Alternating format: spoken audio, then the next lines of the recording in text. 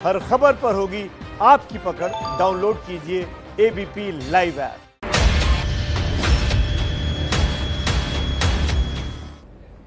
नमस्कार, आप देख रहे हैं एबीपी न्यूज। आपके साथ हूं मैं Rubika Liaquat. Corona control room में आप सभी का बहुत बहुत स्वागत है। ये तस्वीरें आप देख रहे हैं, ये लॉकडाउन की तस्वीरें हैं, अलग अलग शहरों की तस्वीरें हैं। ये तस्वीर कल कमोबेश कुछ बदल जाएगी। बदलाव क्या हो सकता है, कैसा हो सकता है, आज रात 9 बजे यही आप जानने वाले हैं। करीब 28 दिन से देश लॉकडाउन के दौर में है, लेकिन 3 घंटे बाद देश की तस्वीर हो सकता है कुछ बदली नजर आए। खेत में किसान काम करते दिखे, घरों में इलेक्ट्रिशियंस और प्लम्बर्स का आना शुरू हो जाए। जो लोगों की जिंदगी है वो धीरे धीरे ही सही लेकिन पटरी पर आना शुरू हो जाए। कुछ दफ्तर खुल जाए, जैसा वादा पीएम मोदी ने किया था उसी के मुताबिक लॉकडाउन में कुछ रियायत जो है वो मिलने जा रही है। तो आइए आपको हम दिखाते हैं कि वो रियायतें किस तरीके से नजर आ सकती है, उसे कैसे अमली जामा पहनाया जा सकता है। 12 बजे से कहां पर क्या बदलने जा रहा है अब से कुछ ही देर में आप देखने वाले हैं। लेकिन यह याद रखिए, पक्का याद रखिए कि कुछ भी हो लेकिन लॉकडाउन की लक्ष्मण रेखा को आपको लांघना नहीं है, रहना घर ही में है। कोरोना के चलते देश भर में लॉकडाउन है। जिंदगी और देश की इकोनॉमी के पहिए रुक गए। अब कल से सरकार इन पहियों को धीरे धीरे चलाने जा रही है। इसकी शुरुआत होगी उन जिलों से जो कोरोना प्रभावित नहीं है। आइए दिखाते हैं किन किन चीजों को छूट मिलेगी और किन्हें नहीं। लॉकडाउन के दौरान किराना दुकानें खुली रहेंगी, ठेलों पर सब्जियां भी मिलेंगी, मीट मछली और हाईवे पर ढाबे जैसी सुविधाएं भी मिलती रहेंगी। कुरियर सेवा शुरू की जा रही है, लेकिन ई कॉमर्स सेवा फिर से बंद कर दी गई है। 16 अप्रैल को जारी गाइडलाइंस में केंद्र सरकार ने कहा था कि ई कॉमर्स कंपनियां अपना काम कर सकेंगी। केंद्र सरकार ने आज अपने इस आदेश को और स्पष्ट करते हुए कहा कि ई कॉमर्स कंपनियां केवल जरूरी सामानों की आपूर्ति कर सकेंगी। गैर जरूरी और जरूरी सामान में अंतर क्या है, इसका निर्णय स्थानीय प्रशासन करेगा। गृह मंत्रालय ने परिस्थितियों का आंकलन करते हुए आज आदेश पारित किया है कि ई कॉमर्स द्वारा गैर आवश्यक वस्तुओं यानी कि नॉन एसेंशियल गुड्स की सप्लाई पर लॉकडाउन अवधि में रोक रहेगी। कैब सर्विस बंद रहेगी, पर आपकी गाड़ी को मरम्मत की जरूरत है तो मैकेनिक उपलब्ध हो जाएगा। केंद्रीय गृह मंत्रालय ने जो गाइडलाइंस दी हैं, उसके मुताबिक आवश्यक परिस्थितियों में प्राइवेट गाड़ी सड़क पर निकल सकेगी, लेकिन कुछ शर्तों के साथ। मसलन 4 पहिया गाड़ियों में आगे की सीट पर ड्राइवर रहेगा और पीछे की सीट पर मात्र एक शख्स बैठ सकेगा। इसी प्रकार 2 पहिया वाहनों को केवल एक शख्स जो बैठा हुआ है वही चला सकेगा, उसके पीछे कोई और नहीं बैठेगा। आईटी कंपनियां खुलेंगी और साथ ही सरकारी दफ्तर भी खुलेंगे। कुछ दफ्तर खोले जाने की भी शुरुआत हो रही है, लेकिन सामाजिक दूरी का पालन करते हुए। दफ्तर में 10 फीट की दूरी मेंटेन करनी होगी, साथ ही मास्क लगाना अनिवार्य होगा। दफ्तर में थर्मल स्कैनिंग और सैनिटाइजर रखना भी अनिवार्य होगा। साथ ही लंच का समय भी अलग अलग रखना होगा। आईटी कंपनियों में 50% स्टाफ कम काम करेगा, जबकि दूसरे सेक्टर्स में सिर्फ 33% स्टाफ काम कर पाएगा। ऑफिस की लिफ्ट में 4 से ज्यादा लोग नहीं होंगे। पिकअप के लिए बड़े वाहन इस्तेमाल होंगे। 65 साल से ज्यादा और जिनके घर में 5 साल से छोटे बच्चे हैं उन्हें घर से ही काम करना होगा। सरकार ने जरूरी सेवाओं में प्लम्बर, मैकेनिक, इलेक्ट्रीशियन और कारपेंटर जैसी जरूरी सेवाओं को लॉकडाउन से छूट दे दी है। केबल और डीटीएच वर्कर्स भी जरूरी सेवाएं दे पाएंगे। इसके साथ ही खेती से जुड़े कामों और फसलों की खरीद के काम को भी लॉकडाउन से छूट दी गई है। निर्माण के काम और मनरेगा के काम के जरिए बेरोजगार मजदूरों को राहत देने की कोशिश की जाएगी। हालांकि नए नोटिफिकेशन में केंद्रीय गृह मंत्रालय ने यह स्पष्ट कर दिया है कि मजदूरों को एक राज्य से दूसरे राज्य नहीं ले जाया जा सकता। जो मजदूर राज्य में फंस गए हैं और शरणार्थी शिविरों में रह रहे हैं, उन्हें उनकी योग्यता के मुताबिक काम दिया जा सकता है। ये काम शर्तें पूरी कर ही किया जा सकता है। जैसे काम में लगाने से पहले मजदूरों के स्वास्थ्य की जांच होगी। मजदूरों को राज्य के बाहर से नहीं लाया जा सकता, उनकी योग्यता के मुताबिक काम दिया जाएगा। श्रमिकों को रोजगार के लिए बैंक से लोन देने का इंतजाम भी सरकार कराएगी। हमने कुछ एक्टिविटीज को रिलैक्सेशन दी है और जिसका बेसिक पर्पस है कि एग्रीकल्चर और रिलेटेड एक्टिविटीज फुली फंक्शनल हों, देश की रूरल इकोनॉमी फंक्शन कर सके, डेली वेज अर्नर्स और बाकी लोगों के लिए एम्प्लॉयमेंट अपॉर्चुनिटीज को मॉनिटर किया जा सके, हेल्थ सर्विसेज फंक्शनल रहें, supply chain of essential goods बनी रहे।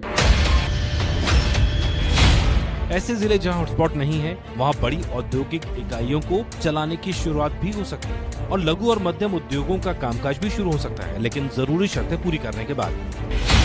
इसी प्रकार बड़ी औद्योगिक इकाइयों और औद्योगिक परिसरों के संचालन पर उन्हें विशेष ध्यान देना चाहिए। खासकर ऐसी इकाइयों के संचालन पर ध्यान देना चाहिए जहां मजदूरों को परिसर में ही रखने की व्यवस्था हो। इससे आर्थिक गतिविधियों को गति मिलेगी और मजदूरों को लाभकारी रोजगार प्रदान करने में भी मदद मिलेगी। अभी 3 मई तक रेल यातायात हो या बस यातायात या फिर हवाई यातायात सब बंद रहेगा। हालांकि सामान ढोने के लिए परिवहन को भी अनुमति दी जाएगी। कार्गो फ्लाइट और मालगाड़ियां पहले से ही चल रही हैं, जबकि जरूरी सामान ढोने के लिए एक ट्रक पर 2 ड्राइवर और 1 क्लीनर को भी रहने की अनुमति दी गई है। गैर जरूरी सेवाएं जैसे मॉल और सिनेमाघर बंद रहेंगे, स्कूल और कॉलेज भी बंद रहेंगे। Passenger traffic movement by air, rail, road except जहां पर कि वहां पर उनको एग्जम्प्ट किया गया हो, एजुकेशनल और उससे related institutions, industrial, commercial activities और hospitality services unless and till they are specifically exempted. साथ ही cinema halls, malls, shopping complexes, entertainment parks etcetera, social, political, cultural, religious, entertainment और एकेडमिक और साथ में स्पोर्ट्स गैदरिंग भी ये उस समय पर प्रोहिबिटेड रहेंगे 3 मई तक। Bank, post office, petrol pump, अस्पताल, नर्सिंग होम खुले रहेंगे। छोटे वित्तीय संस्थान और कोऑपरेटिव क्रेडिट सोसाइटी चलने लगेंगी। नॉन बैंकिंग फाइनेंस और हाउसिंग फाइनेंस भी काम करेंगे। गांव में ऑप्टिकल फाइबर बिछाए जाने की शुरुआत होगी, ईंट भट्टे भी चलेंगे। सरकार ने साफ कहा है कि रियायतों की अनुमति सिर्फ उन इलाकों में है जहां हॉटस्पॉट नहीं है, यानी जो कोरोना फ्री है। जहां कोरोना के केस मिल रहे हैं वहां लॉकडाउन का सख्ती से पालन कराया जाएगा। कोरोना कंट्रोल रूम में एक काम की खबर दिल्ली वालों के लिए, और आपको पता है वो क्या है? ये जो कुछ रियायतें यानी कुछ आजादी का स्वाद जो देश के अलग अलग हिस्सों में लोग चखने वाले हैं, वो दिल्ली वालों को नसीब नहीं होने वाला है। इसलिए क्योंकि अरविंद केजरीवाल ने जो दिल्ली की स्थिति बताई है, जो हालात बताए हैं, वो वाकई डराने वाले हैं और इस लायक नहीं है कि दिल्ली में जो कंप्लीट लॉकडाउन है उसमें कुछ रियायत बरती जाए। तो कुल मिलाकर खबर यह है कि दिल्ली में लॉकडाउन जारी रहेगा। लॉकडाउन के बीच 20 अप्रैल से कई शहरों को भले ही रियायत दी जा रही हो, मगर राजधानी दिल्ली को फिलहाल कोई राहत नहीं मिलने जा रही है। दिल्ली के सभी 11 जिलों में कोरोना के मामले हैं, लिहाजा यहां लॉकडाउन का सख्ती से पालन कराया जाएगा। दिल्ली के मुख्यमंत्री अरविंद केजरीवाल आज मीडिया के सामने आए तो उन्होंने राजधानी की यह भयावह तस्वीर सामने रखी। यह तस्वीरें दिल्ली के जहांगीरपुरी की, उसी जहांगीरपुरी की जो कोरोना का हॉटस्पॉट है। 2 दिन पुराने इस वीडियो में लोग खाने पर टूट पड़े। ये वही इलाका है जहां एक ही परिवार के 31 लोग कोरोना से संक्रमित पाए गए हैं। ये भीड़ इसलिए उमड़ी क्योंकि अब्बा थी कि खाना खत्म होने वाला है। सिर्फ जहांगीरपुरी ही नहीं बल्कि दिल्ली के तुगलकाबाद इलाके की गली नंबर 26 में भी एक ही गली में 35 लोग कोरोना पॉजिटिव मिले। ये वो गली है जिसमें 3 मरीजों के मिलने के बाद उसे सील कर दिया गया था। इन्हीं वजहों के बाद दिल्ली के मुख्यमंत्री अरविंद केजरीवाल ने लॉकडाउन आगे बढ़ाने का ऐलान कर दिया। ढिलाई दे दी और स्थिति बहुत खराब हो गई, और उसके बाद अगर आईसीयू कम पड़ गए और अस्पताल के बेड कम पड़ गए और वेंटिलेटर कम पड़ गए और ऑक्सीजन कम पड़ गई और पता नहीं कितनी अगर जानें चली गई, तो हम कभी अपने आप को माफ नहीं कर पाएंगे। इसीलिए इन सब चीज़ों को ध्यान में रखते हुए हमें लगता है अभी थोड़ा संयम बरतने की ज़रूरत है। हमने निर्णय लिया है अपने दिल्ली वासियों की ज़िंदगी का ख्याल रखते हुए, सबकी सेहत का ख्याल रखते हुए, कि फ़िलहाल लॉकडाउन की शर्तों में कोई ढिलाई नहीं दी जाएगी। अरविंद केजरीवाल ने जो सबसे डराने वाली बात कही वो ये कि 186 मरीज ऐसे मिले जिनमें कोई लक्षण नहीं। टेस्ट में ये मरीज कोरोना संक्रमित निकले हैं। डर ये है कि इन लोगों ने न जाने कितने लोगों को संक्रमण दिया और न जाने ऐसे कितने लोग दिल्ली में अब भी मौजूद हैं। कल हमारे पास 736 केसेस के टेस्ट की रिपोर्ट आई। उन 736 में से 186 कोरोना के मरीज निकले। ये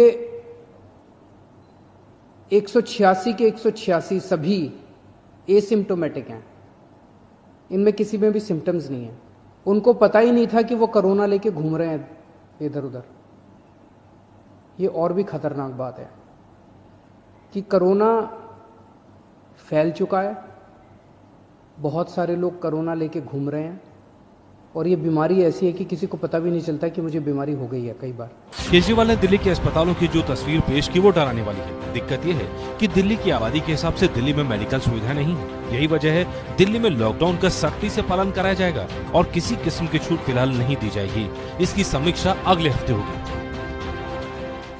देखिए, ये जो रियायत का फैसला है वो तो मुंबई और पुणे के लोगों को भी नसीब नहीं होने वाला है, क्योंकि दोनों ही रेड जोन में आते हैं। ऑरेंज और ग्रीन जोन वाले जो इलाके हैं, यानी जहां पर कोरोना का संक्रमण कम है, उन इलाकों में कुछ छूट जो है वो जरूर मिल सकती है। नियमों का पालन करते हुए कुछ जो फैक्ट्रियां हैं वो चलने लगेंगी ताकि मजदूरों का पलायन रुक जाए। महाराष्ट्र एक बड़ा राज्य है जहां कोरोना के केसेस कम हैं। वहां कल से कुछ औद्योगिक गतिविधियां शुरू होने जा रही हैं। ग्रीन और ऑरेंज जोन में कुछ औद्योगिक इकाइयों को कल से अनुमति दी जा रही है, लेकिन इन जगहों पर भी नियम कानून कड़े रहने वाले हैं। इकाइयों को मजदूरों के रहने और खाने का इंतजाम करना होगा। दिक्कत ये भी है कि महाराष्ट्र के कई हिस्सों से मजदूरों का पलायन शुरू हो गया। आज महाराष्ट्र के मुख्यमंत्री उद्धव ठाकरे ने मजदूरों को भरोसा दिलाया कि उनका ख्याल रखा जाएगा, बस वो लॉकडाउन न तोड़ें। केंद्र सरकार के साथ हमारी बात चल रही है। आने वाले कुछ ही दिनों में मुझे पक्का भरोसा है, विश्वास है कि कुछ ना कुछ तो रास्ता निकल आएगा। और आप चिंता मत करो, महाराष्ट्र में आहिस्ते आहिस्ते हम काम शुरू करने जा रहे हैं। अगर संभव है तो आप आइए, काम पर लौट आइए, आपकी रोजी रोटी चालू रहेगी। और जिस दिन ये माहौल है ये खत्म हो जाएगा, मैं आपको वचन देता हूं कि आपके घर तक महाराष्ट्र सरकार आपको पहुंचाएगी। अभी जरूरी सेवाओं को छोड़कर बाकी गतिविधियों के लिए महाराष्ट्र का बॉर्डर सील रहने वाला है। जो इलाके रेड जोन में है वहां किसी किस्म की कोई छूट नहीं दी जाएगी। मुंबई और पुणे दोनों बड़े शहर रेड जोन में हैं। गैर जरूरी सामानों के लिए लोग घर से नहीं निकल सकेंगे। अखबारों की डिलीवरी भी नहीं करने दी जाएगी। 3 मई तक लोकल भी नहीं चलने वाली। अब जरा रुख उत्तर प्रदेश का कर लेना चाहिए। इसलिए उत्तर प्रदेश का रुख करना चाहिए क्योंकि 20 करोड़ की आबादी है उस राज्य में, लेकिन अगर कोरोना संक्रमण की मैं बात करूं तो 1000 है आंकड़ा। तो उत्तर प्रदेश में भी लॉकडाउन वाली रियायत लागू होगी क्या, ये बड़ा सवाल है। आप भी जानना चाह रहे होंगे, लेकिन पेज जो है ना वो थोड़ा सा फंसा हुआ है, क्योंकि सरकार की तरफ से कहा जा रहा है कि 56 जिलों में तो केंद्र सरकार की गाइडलाइंस के मुताबिक रियायत यानी छूट मिलेगी, लेकिन 19 जिलों में क्या छूट देनी चाहिए या फिर कब देनी चाहिए, ये डीएम फैसला लेंगे। यहां भी ना छूट, ना रियायत, ना पाबंदी, क्योंकि मामला रिस्क का है। उत्तर प्रदेश का एक हिस्सा कोरोना फ्री हो चुका है। प्रदेश के 5 जिलों को कल ही कोरोना मुक्त घोषित किया गया है। ऐसे में उत्तर प्रदेश सरकार ने कोरोना मुक्त इलाकों में कुछ गतिविधियां शुरू करने का फैसला किया है। उद्योग भी सशर्त शुरू किए जा रहे हैं। मुख्यमंत्री योगी आदित्यनाथ ने जिला अधिकारियों के साथ वीडियो कॉन्फ्रेंसिंग की। बैठक में राज्य में कोरोना से उपजे हालात की समीक्षा की गई। ये उत्तर प्रदेश के शामली की तस्वीरें हैं, जहाँ किसान अपनी फूलों की फसल को उजाड़ने पर मजबूर है। ये उस भयावह तस्वीर की एक झलक भर है जो कोरोना से उपजे हालात की बात बन रही है। यही वजह है कि उत्तर प्रदेश सरकार रियायत देने के पक्ष में है। दूसरे राज्यों से लौटे 5 लाख श्रमिकों को रोजगार की कोशिश भी की जाएगी। 20 अप्रैल से उत्तर प्रदेश में सरकारी दफ्तर खुलेंगे। समूह ग और खा श्रेणी के अधिकारियों को दफ्तर आने को कहा गया है। समूह ग और घ कर्मचारियों की उपस्थिति 1/3 कर दी गई है। सभी टोल प्लाजा पर टोल कलेक्शन शुरू हो जाएगा। उद्योगों को सशर्त शुरू किया जा रहा है। जहां 10 से ज्यादा कोरोना केस हैं, उन इलाकों को खोला नहीं जाएगा। जिला कोड 20 की बजाय अब 27 को खोलेंगे। कोरोना कंट्रोल रूम में अब जरा रुख पंजाब का होना चाहिए, इसलिए क्योंकि वो ऐसा राज्य है जहां 200 से ज्यादा केस सामने आ चुके हैं। खुद मुख्यमंत्री अमरिंदर सिंह के शहर पटियाला से 15 कोरोना मरीज मिले हैं और आज सुबह तो पंजाब में एसी, बिजली ठीक करने के लिए मैकेनिक्स और इलेक्ट्रिशियंस जो हैं वो घर पर जाने लगे थे। उनके लिए घरों के दरवाजे खुलने लगे थे, लेकिन शाम होते होते तक अमरिंदर सिंह ने ऐलान किया कि नहीं, सिर्फ गेहूं बेचने की इजाजत है। तो मतलब साफ है, रियायत में रिस्क साफ तौर पर दिखाई दिया सीएम को, इसीलिए सावधानी ही बचाव है।